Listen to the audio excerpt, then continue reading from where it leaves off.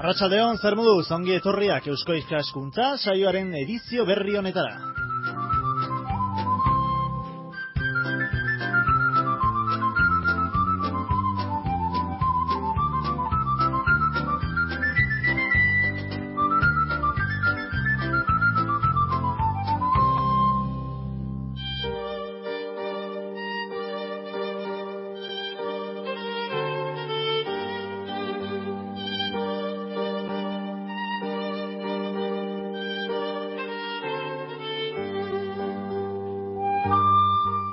Azken asteotan hitz egin dugu bai asko ere hizkuntz gutxituen egoeraz mundu globalizatu honetan. Orain dela aste batzuk esate baterako hemen izan genituen soziolinguistika klusterreko bikide eta euskarari eman genion noski tarte nagusiena saio horretan.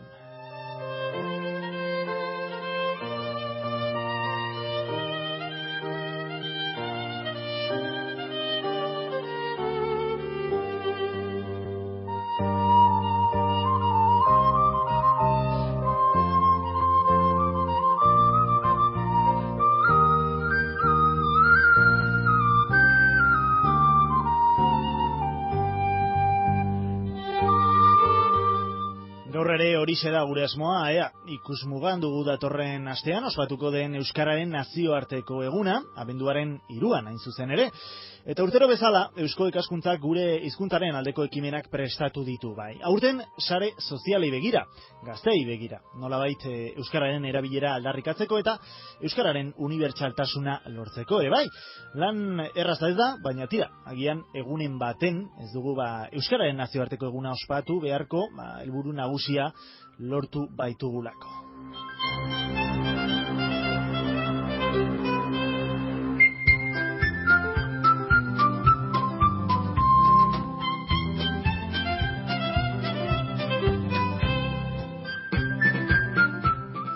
Euskararen aldeko ekimenak antolatzen jardun da Eusko Ikaskuntzak eta ez bakarrik abenduaren 3, baizik urte osoko egutegian barneratu ditu.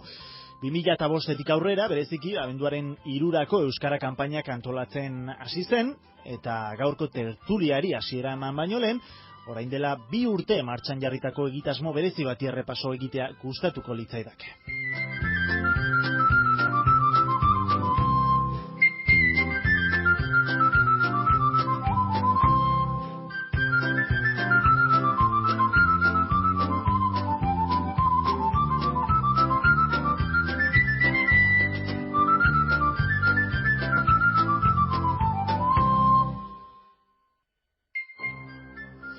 Edizio horretan 2007 edizioan alegia urrats berri bat eman zuen Eusko Ikaskuntzak Euskal gazteen gana zuzenduz. Euskara gazteen altxorra eta hizkuntza izan dadin apustua egin zuen orduan eta horretarako 5 bertsolari gaztek eraman zuten Euskararen nazioarteko egunaren lekukoa. Beraien bertsoak dudarik gabe egun horren ikur bihurtu baitziren.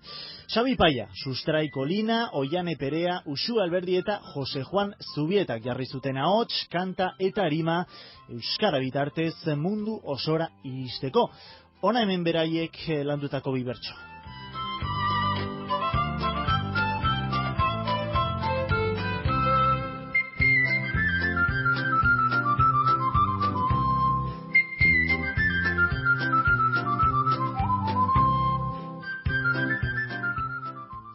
Lehengoa, mundua ez da inoiz gelditzen, beti mugi eta mugi bere gaineko oinaztarnen ispilu eta irudi. Erreka batek bereizten du mundu bat eta mundu bi, igerian joan zintezke eta uretan isuri.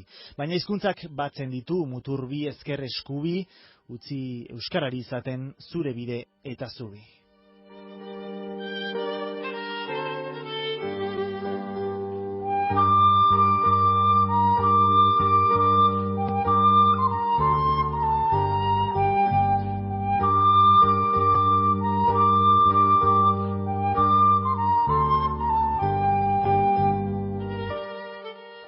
Lurra bat bakarra da, baina zenbat lur eta lurralde lurrazala ez da egiten bere gainekoen jabe. Lurra norberak egiten du, belar harri edo are lur bakoitzaz berdinara, iragan eta ondare. Euskal Herrira etortzen da, etorkin asko alare, Euskal Herrira iristera sekula iritsi gabe.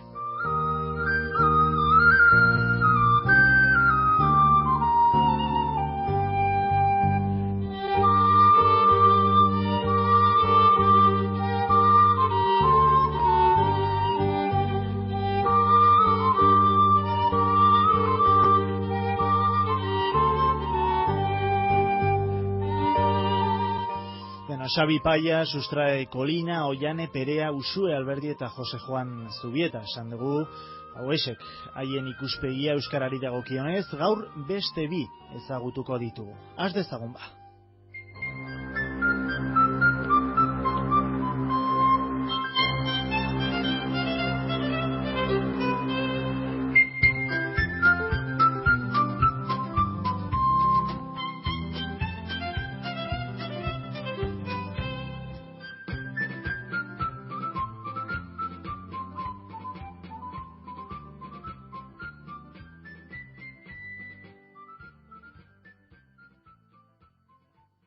Beno, prest ditugu jadanik gaurko bi solaskide, Donostian bertan dugu Leire Gazeo, bera Euskararen Nazioarteko Egunaren antolatzailea.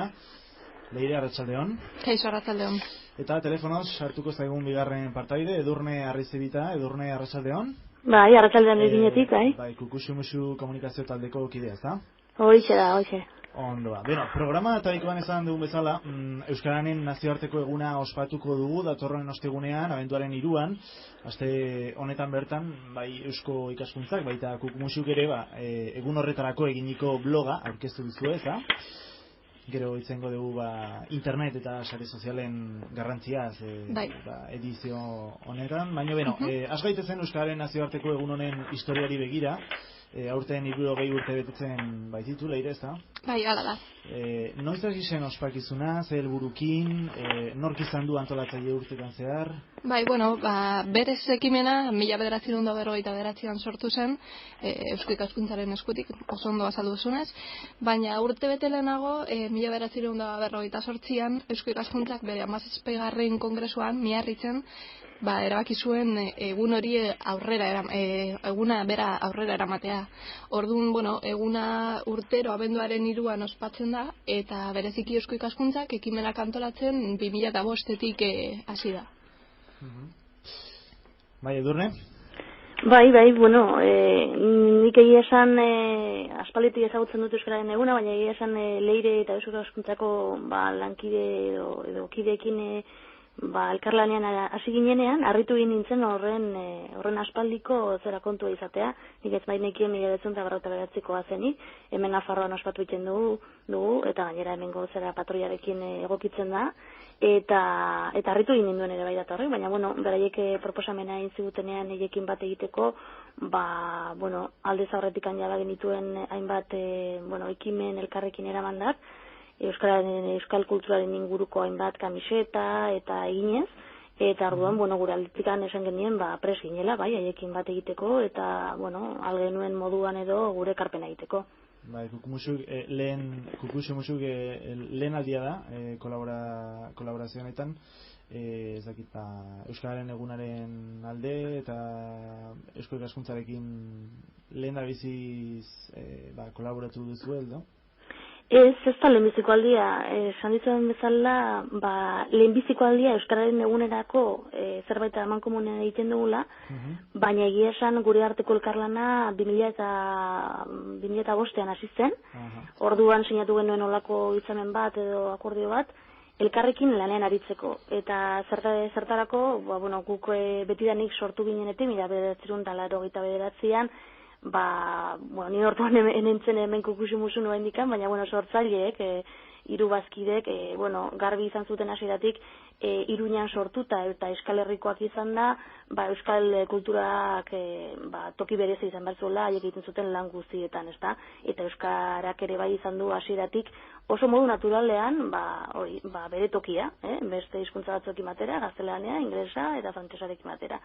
Orduan, hasieratik asmo hori zegoen, eta Eusko Ikaskuntzakoekin egindako elkarlanari esker, nolabait hasieratik egiten genituen marrazki, euskal kulturaren inguruko marrazkiei, nolabaiteko adituen laguntza gehitu genien, eta beste modu batera jantzen genituen. Nahi dut, askoz ere zera marrazki landuagoak eta azken finean adituak haiek dira, eta, bueno, haien jakintzaz baliatu ginen, bueno, nolabaiteko, bueno, bultzada emateko, gure euskal, bildumari nolabait esateko, eta elkarlan horren furituz, 4 edo 5 zera kamiseta atera dira, eta gure aldetikan, oso pozik gaude, eta elkarlana honek, oraindikan ere bidea eginen duela espero dugu. Beraz, urte guztietan, abenduaren 3an izango dugu Euskararen aldeko edizio bat. Hala, bai. Hala, etenaldirik egon alda? Noizbait arrazoi politiko edo sozialak direla medio, edo? Egia esan dago, orain dela gutxi hasi ginen, ekitaldiak edo ekimenak egun hortarako prestatzen, naiz da 1959an sortu izan eguna, 2005an hasi ginen Nestor Basterretxearen laguntzaz N-ren ikurra edo lantzen, 2006, 2007an, 2008an eta aurten ere jarraituko dugu, eta asmoa printzipioz oniluza ematea da. Okerez banago, ospakizun hau 1985 urtean instituzionalizatu zuten Euskaltzaindia eta Eusko Jaurlaritzak, ez da? Hala, bai. Zein izan da filosofia urtetan zehar Euskararen festa antolatzeko orduan?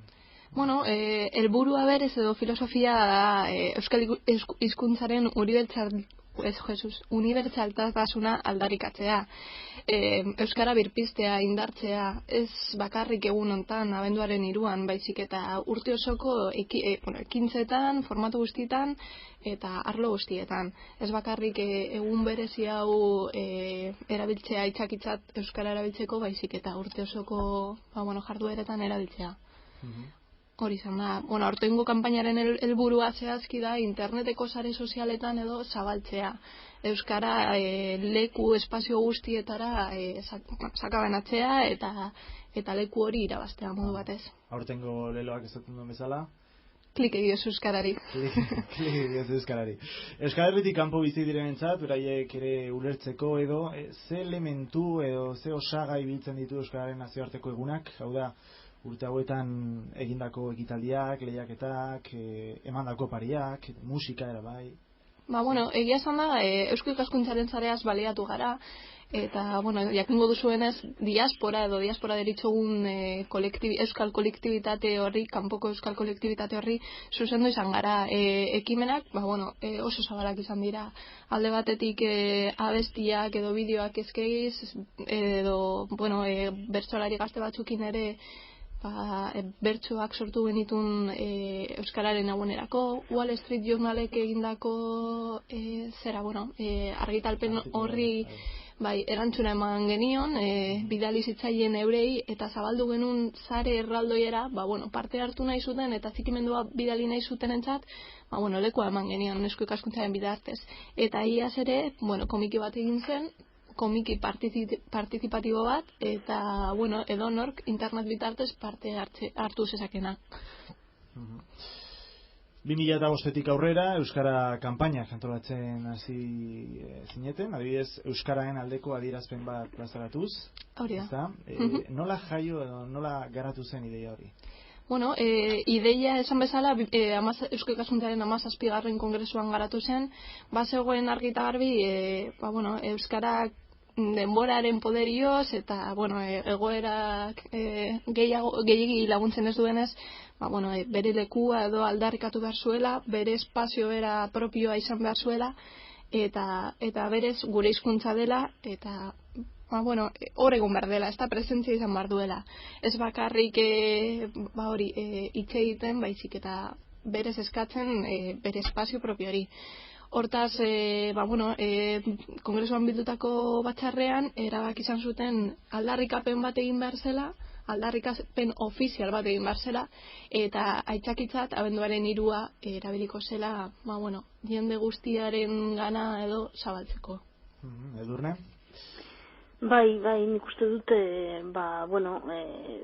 denok gai garbi dugula, olako egunak akaso berezia direla edo tristea dela ospatu behar izatea, baina azken finean ere Euskararen egoera, hemen Nafarrotik, esaten alduguna da, gauzak nahiko zait jartzen dizkigutela, baina eta guztiz ere garbi dugula da gure kulturaren zati da dela, eta hori aldarrikatu egin behar dela. Orduan egun hori aitzakitzat hartu beharko genuke, garbi izateko denok, euskararen erabilera egunerokoa izan behar duela, naturaltasunean, edo zein arlotan, eta baita ere jakina teknologia berri lotuta, ez? Eta, hori da izuzen ere guk aurtengoan Euskararen nazioarteko eguna dela eta eusko askuntzarekin egindako elkarlanaren fruituz egindako, marrazki edo gure karpintxoan hori islatu nahi izan dugu. Zaintzen ere, mugimenduan dagoen izaki moduko bat, teknologia berriekin zer ikusia duena, zuzen ere, aurrera dijoalako, mugimenduan dagoalako, olako izaki dinamiko bat. Eta hori adierazen nahi izan dugu,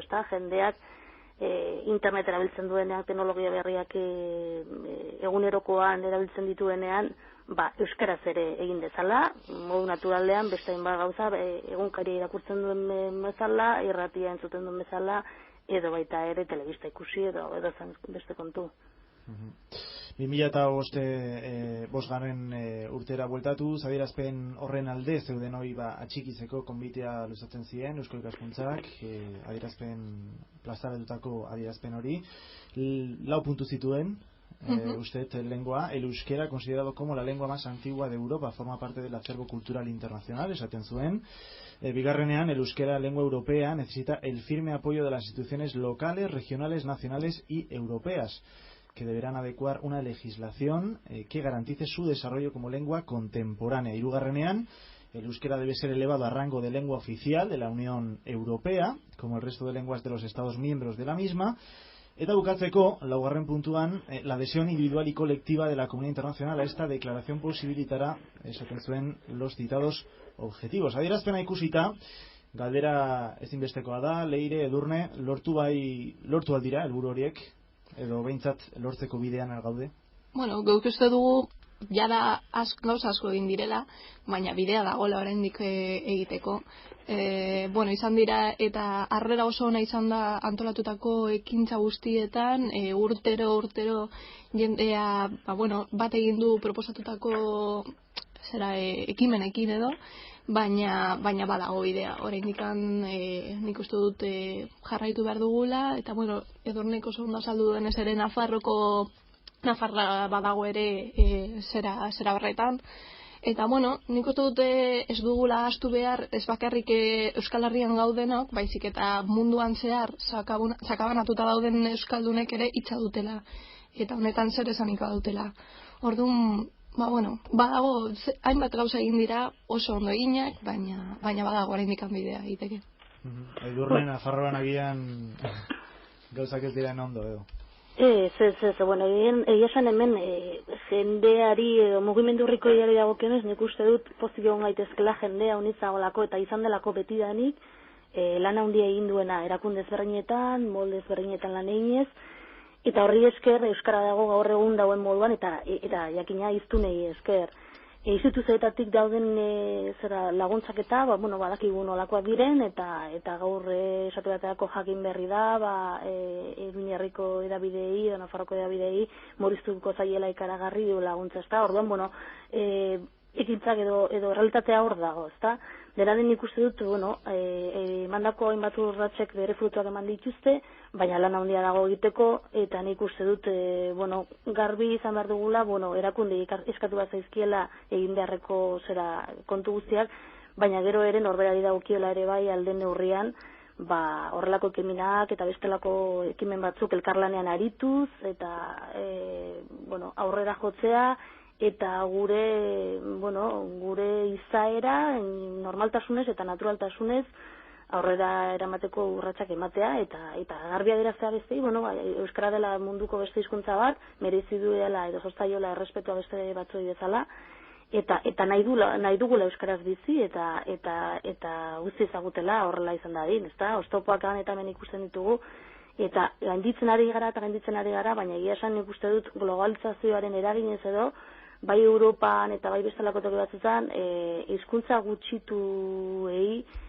kasu gehiagiri etzaiela egiten, eta agian formaltasunean eta hola ematen du aurrera bausak ematen direla, baina gero barnera begiratze duta, esfortza handia kostatzen zaie, herriko euskara elkarte eta bestelakoei aurrera jotzea, eta bueno, nik gonbitea egin nahiko nioke jendeari, aurrera jo dezan, erakundei esan bezala, eskaini zaietela, beren lana ere bete dezatela, badutelako haien lana bete beharra, eta ea denok elkarlanean arituz edo proiektu berriak eta sortzaileak eginez, aurrera jotzen dugun.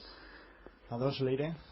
Bai, guztiz. Hizkuntza gutxituak marginatuak aldaude edo? Bueno, nik uste dut beti gertatu izan duen bezala, ezta, gure lekutxo hori bilatu behar dugu,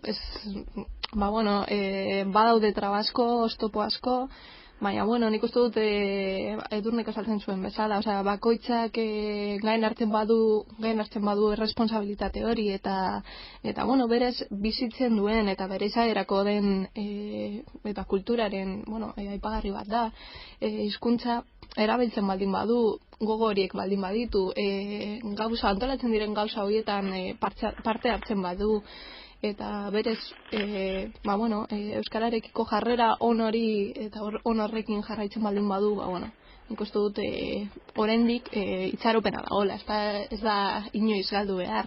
Orduan, nik uste dut jarraitu beharko genukela, halako ekimenak, bultzatzen gaituzte ilusio hori berriro izateko, eta izan daiteke bidea, bilatzen ari dugun hori lortzeko.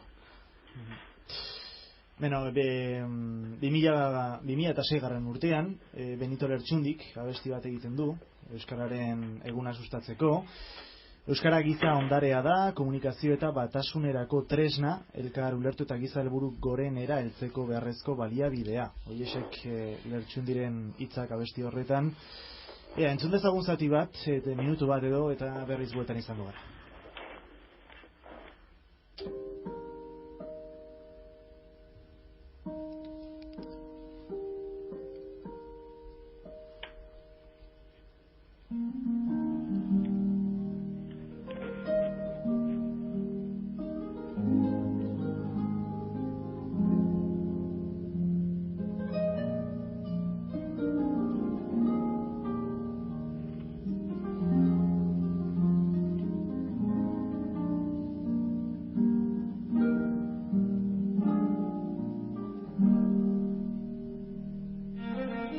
Euskara giza ondarea da. Komunikazio eta batasunerako tresna. Elkar ulertu eta giza helburu gorenera heltzeko beharrezko baliabidea. Hizkuntzak leuntzen du animalia eta gizon bilakatzen. Berak bideratzen elkar laguntza giza mailan gauzatzeko. Zentzu horretan eratzen da herri bakoitzaren beharretara. Hizkuntza ispilu leiala da. Non kondairan zehar, herri baten baldintza sozialak isladatzen diren. Nik uste Lertxundiren hitzak ondo biltzen edo laburtzen dutela Euskararen nazioarteko egunaren filosofia beraz da. Bai. Oso ondo berak izan duenez eta hor estrofa baten argi eta garbi azaldu duenez, komunikazio eta batasunerako tresna da. Gustu dut hori dena esaten duela horrekin. Benito Lertxundiri buruz hitz egiten ari gara. Ez dakit aurten ere euskal kantautore, idazle edo euskal kultur mailan oro har aritzen den norbaiten kolaborazioa edo lankidetza izan alduzuen, ez, Leire? Bueno, uste dugu Kukuzu Musukoekin nahiko proposamen ona ekarri dugula, plazaratu dugula. Urtero agertzen dira aurkeztu ondoren hainbat aldarrikapen pertsonak esaten dutena, bat egiten dugu gehienetan eta jasotzen ditugu gure alde, eta aurreko urteetan artistekin, kultura artistekin egin genitun gauza hauek, esaten duzun agian musika mailan edo zentzu hortan, eta aurten pentsatu izan dugu, Kukuzu Musuk izan daitekela egokia gazteei zuzendutako kanpaina hontan, eurek ere ezagutzen dute oso ondo euskal kultura, eta uste dugu beraiek oso egokiak direla. Beraiekin egin dugu lehen aipatu dugun bezala kamisetaren zera diseinutxo hori, eta bloga martxan jarri duguna. Por cierto, aipatu behar nuen blogaren helbidea, oraindik esan ez dudana, dela irupebikoitza.eusko-ikaskuntza.org/n. Hori da, bai. Bueno, zerbatu duzun bezala lehenago 2007 urtean The Wall Street Journal egunkari amerikarrak artikulu bat argitaratzen du, beraiek ulertzen duten euskararen inposaketaz Euskadin, eta horrek eusko ikaskuntzari erantzunarazten dio. Nola erantzun zuen? Bai, nahi baldin baduzue badaukat hemen prestatutako testua, agian irakurriko dut, eta pizkate jakiteko jasotako 17.000 atxikimendu horiek, zerekin bat egiten zuten. Euskara erabiltzen dut lanean barre egiteko, haserretzeko, adiskidetzeko, akordiotara iristeko, lagunekin eta familiarekin komunikatzeko, ikertzeko eta ikasteko, esna eta lo amets egiteko, nire seme-alabekin jolasteko, posteko, maitatzeko, zigortzeko, eztabaidatzeko, ligatzeko, maitasuna egiteko, ongi pasatzeko, eta beste edozein hizkuntzatan egin daiteken guztirako. Azkenean ez bakarrik euskara da edozein hizkuntzakin eta hizkuntzak daukan berezko balio horiek, ezin direnak galdu, eta Wall Street Journal bezalako komunikabide edo periodiko potente horrekin badakigu zaila dela eta berak daukan influentzia gorra dela, ez da potentea dela. Baina, azken finean da herri baten gura nahia, hor dagoela, eta, gutxienez izik ez geratzea, ez da. Okeraz danago, 17.000 atxikimendu? Hori da, bai. Baina gehiago, lortu zituen ekimen honek. Bai, guk 17.000 esaten dugu, baina pila bat izan ziren hor daude, webunean, guztia zintzilikatuta dago, ez da historikoan, baina 17.000 atxikimendu baino gehiago. Eta oso denbora aburrean egia esan da. Egunkariari erantzuteko. Hori da. Ez dakit Wall Street Journalek euskararen inguruan biziren errealitatea faltsutu egin zuela, pentsatu zuen eusko ikaskuntzak une horretan. Uste duzu gaur egun ere euskararen egoera ikusita eta bat hizkuntzen politizazioa ikusita mota horretako faltsukeriak maizen zuten ditugula, Edurne?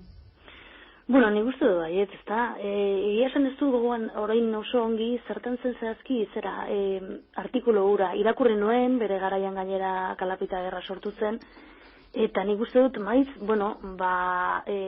euskal kultura ezagutzen dutela esaten duten batzuk, bere burua gai ikusten dute olako toki berezietan edo olako edabide garrantzitsuenetan, ezakit nola lortzen duten tokia izatea, poteretxoen alboan izaten derako maiz, eta baten olako bombak nola bait botatze dituzte, eta baten ematu dute asmatzen ari dira zerbait, edo euskal kulturaren toki ilunak edo izkutak ezagutarazen dituztela, ez lehenbiziko aldia, hemen Nafarroan maiz gertatzen da, gogoratzen dut ere bai, Radio Euskadin bat zegoela, erradizaio bat, Kozidito Madrileño, eta horrek astero biltzen zituen Estatu Espainiarrean Madrilen eta botatzen ziren euskal kulturaren inguruko hainbat astakeri eta orduan ez da gauza berria gertatzen dena, agian euskal kultura horren jende kopuru txikiaren hortak baliatzen direla, ezta? Gu handiak gara, poteretsuak gara, iristen alken ezakiz erabidetara, eta orduan muturra sartuko dugu. Botako dugu, badazpada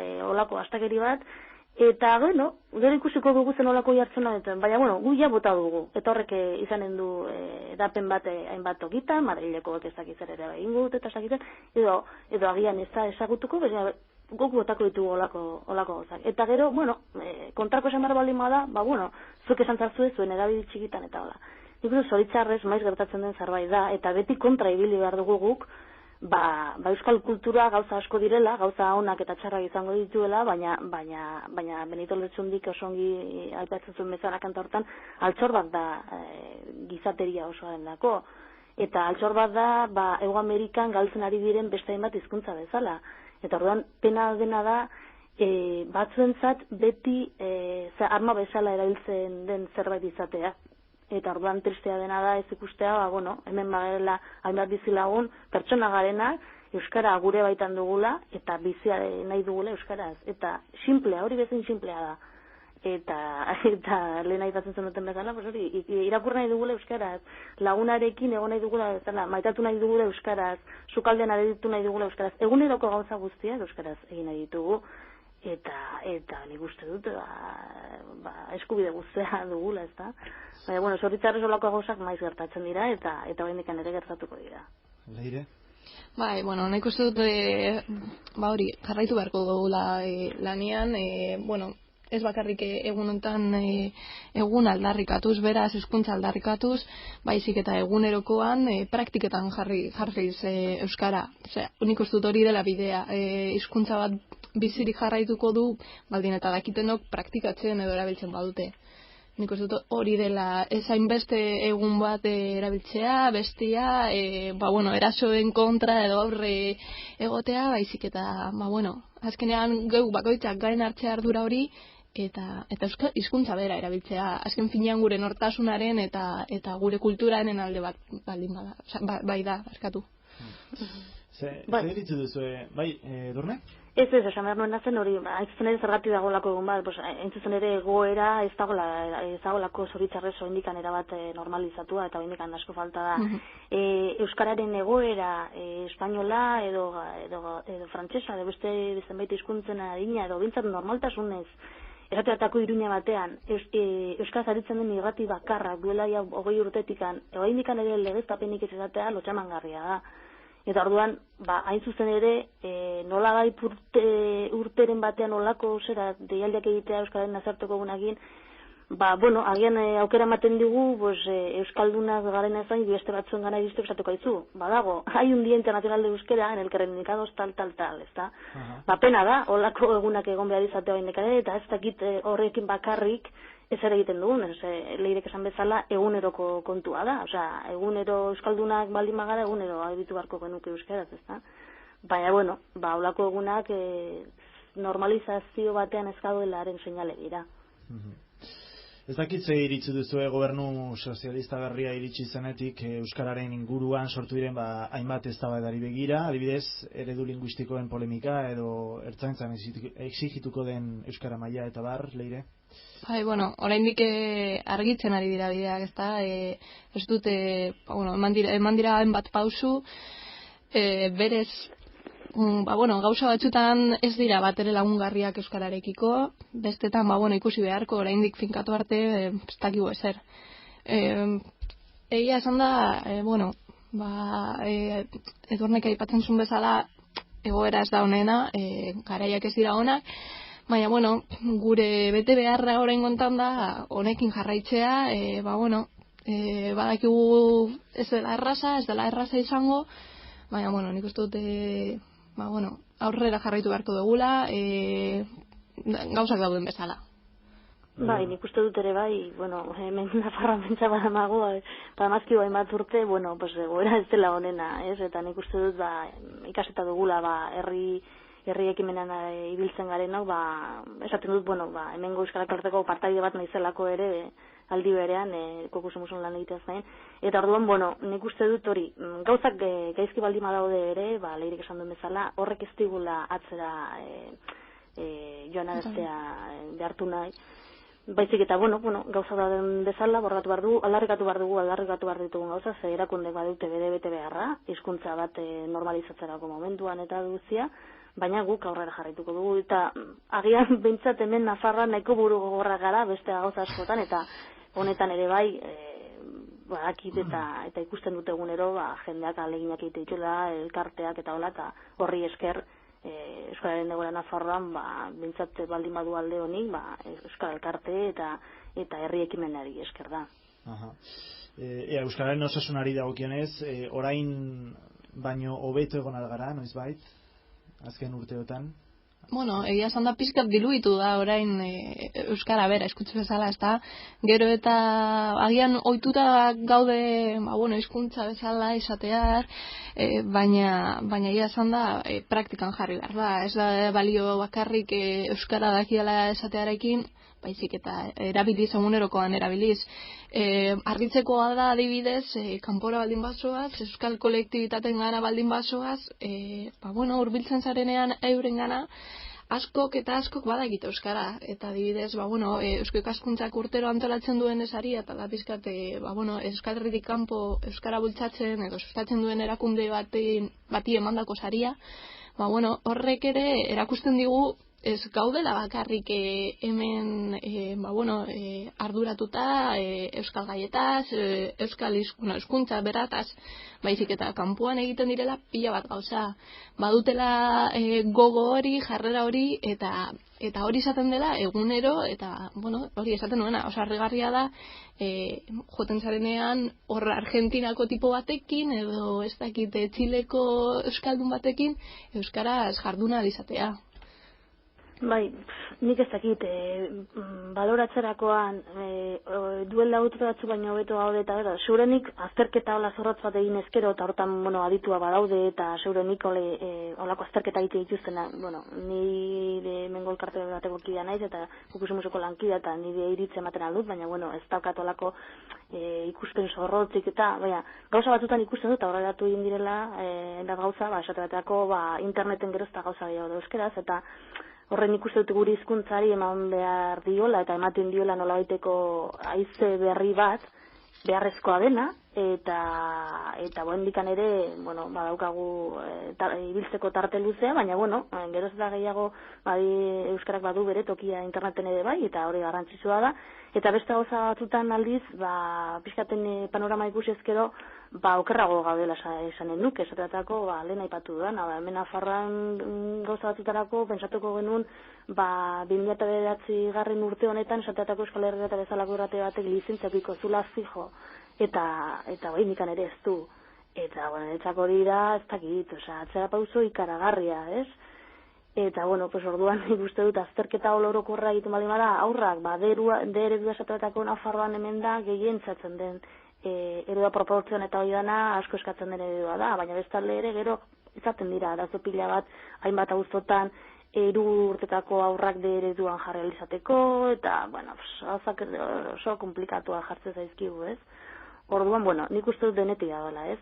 Badaudela gauzatzuk duela urte batzuk baino bedaudenak, beste batzuk ez, baina leirek ongi esan duen bezala, nik uste dut jakin behar dugula zerritatea dugun, eta jo behar dugula aurrera, ekimen berriak, sortzaileak, ilusia sortuko dutenak, eta jendean ikusten motivazio horik oso behar dugula, eta sentitu, euskaraz bizitzeko aukerak ere neurri batean bere baitan dituela, eta aurrera. Bai, eta pizkat horren arira, gure apostua aurten izan da hori, sare sozialak erabiltzea da. Gazteak eta erabiltzen maiz, eta esango nukeia egunero erabiltzen dituzten sareak direla bideak, internet ezin dugu alde batera utzi, ezin dugu baztertu, eta hori izan da gure apostua. Uste dugu ere, gazteak izango direla etorkizunean hitza izango dutenak, eta beraien gana jona izan dugu erreminta propioekin. Bloga aurkeztu dezute asten honetan, ez dakit atxikimenduak bidatzeko euskaren alde, nola funtzionatuko du edo? Sarrerako herrialdean sartuz, horretan badago aukeratxo bat lauki baten bitartez izena eta e-maila eta mesua zuzenean sartuz, bakoitzak bere ekarpena edo egin alizateko euskararen alde. Usten dutenen guztien artean, Kukusumuzuk euskararen nazioarteko egunerako diseinatutako 200 bat kamiseta zozketatuko dira, eta bestalde jarraituko dugu aurreko urteetan bezala, baliabideak eskaintzen, webgunean dauden baliabide guztiak, lehenengo artikuluak euskaraz, lehenengo ahotsak euskaraz, halako baliabide guztiak badaude historiko batean baita eskegituta, eta hori da gure apostua baita, ez dut aipatu, baina sare sozialetan esan dudan bezala apostua egin dugu, eta Twitter eta Facebooken profil berezi bat sortu dugu, kideak egunero gora doaz, pila bat daude, eta hoien bitartez, pizkat zabalkundea eman nahi diogu ekimenari, bat egin dezakezue profil bakoitzean, baina gehien bat nahiko genukena, bultzatu nahi genukena, da zuen ekarpenak euskararekiko jasotzea, ez da. Gazteak garrantzitsua dira. Garrantzituak dira, sare sozialak erabiliz, uste, gazteak erabiltzen dituzela. Gehien bat bai. Eta eurek badut ere indarra mugimendu bat egiteko, eta etorkizuneko mugimendua eurek izango dute gain, ezta? Eta urteroko ospakizunaren identifikazio ikurra, Nestor Basterretxeak diseinatutako N logoa, ez da? Hori da, bai. Euskal hizkuntzaren unibertsaltasuna adarrikatzeko ere bai. Eta ze espero behar dugu ostegunerako, ze aurkituko dugu urrengo ostegunan ekitaldi bereziren bat edo? Berez Eusko Ikaskuntzak ez du ekitaldi berezirik edo egiten. Bai badaukalde batetik, aurtengo kanpaina dela bloga eta sare sozialetan egindakoa, eta bestalde lehen esan dudan bezala N-saria, dela Euskal Herritik kanpo saritzeko, Euskara bultzatzeagatik saritzen duen, errekonozimendua edo. Konta guz, leire, labur bilduz nori ematen zaie saria, edo nork hartu dezake parte, zenbatekoa den, epeak, eta bar? Epea jada itxita dago, eta baina, deia egin genuen, pila bat jende aurkeztu zen, aurten ziurrenik, aurkeztu diren artean badago Amerikako estatu batuetako erakunde bat, Argentinako beste euskaletxek ere bidali digute euren lanak, Kolombia, Madrid, Barcelona, Bordel, pila bat aurkezten dira. Eta lehen aipatu bezala, Euskal Herritik kanpo euskara sustatzeko lanetan gehien nabarmendu den erakundeari ematen zaion saria da. Nestor Basterretxeak, saria errekonozimendu publikoa da, eta bestalde Nestor Basterretxeak egunerako sortutako anagramaren erreprodukzioa burdinean eta altzairuan. Eta eta esan dugun bezala, guk usumuxuk Euskararen egunerako diseinatutako kamisetak ere oparituko dituzue, Edurne, zenbat kamiseta onatuko dira? Bai, lehirik esan duen bezala, ustut berron bat izanen direla interneten bidez oparitu egingo direla uste dut, eta gero kukusumusuko dendetan ere salgai izanen dira. Nola banatuko dituzue? Web orrialdean edo, iruzkinak usten dituztenak edo? Bai, web orrialdean iruzkinak usten dutenen artean sosketa bat egingo da, 200 bat barituko dira, eta, besteak, Edurnek esan duen bezala, kukusumusuko edozein den datan salgai egongo dira. Euskal Herriko denetan, Iruñekoetan, Gasteizen Donostian, eta Baionakoan ere bai pentsatzen dit, Euskal Herrikoetan saio bai. Eta Eusko Ikaskuntzako bazkideek abantaiaren bat izango dute, zozketan? Bai, orain gonda, bai.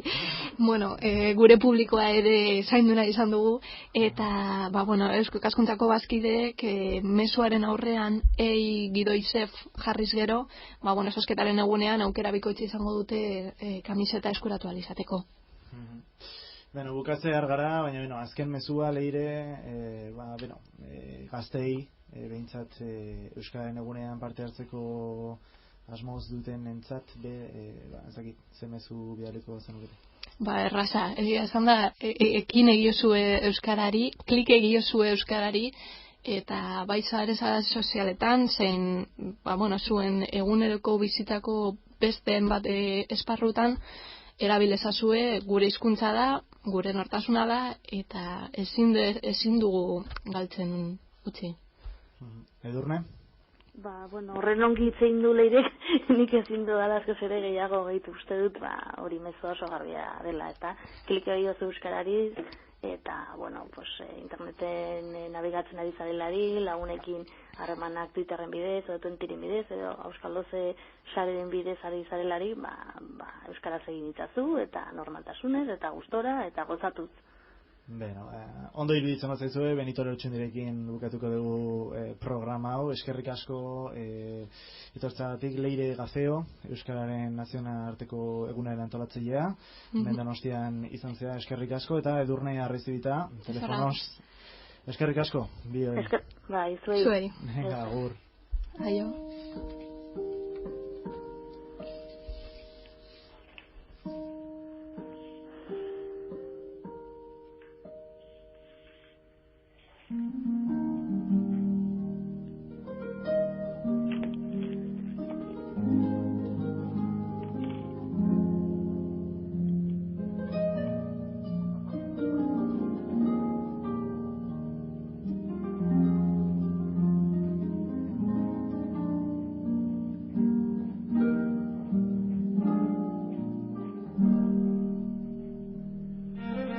Euskara giza ondarea da. Komunikazio eta batasunerako tresna. Elkar ulertu eta giza helburu gorenera heltzeko beharrezko baliabidea. Hizkuntzak leuntzen du animalia eta gizon bilakatzen. Berak bideratzen elkar laguntza giza mailan gauzatzeko.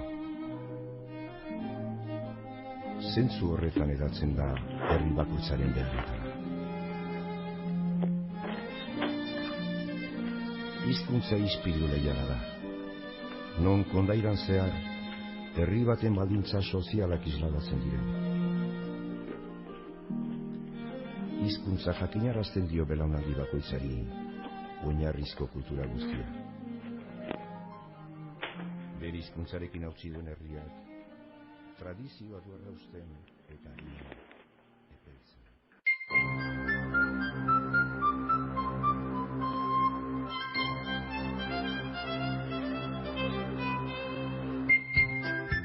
Eta agurtu baino lehen, gurekin harremanetan jartzeko bi bide daude, bakizue lehendabizikoa Eusko Ikaskuntzako web orria, 3 webikoitz euskogidoikaskuntza.org, eta bestea helbide elektroniko bat, euskoikaskuntza@herrigidoirratia.com.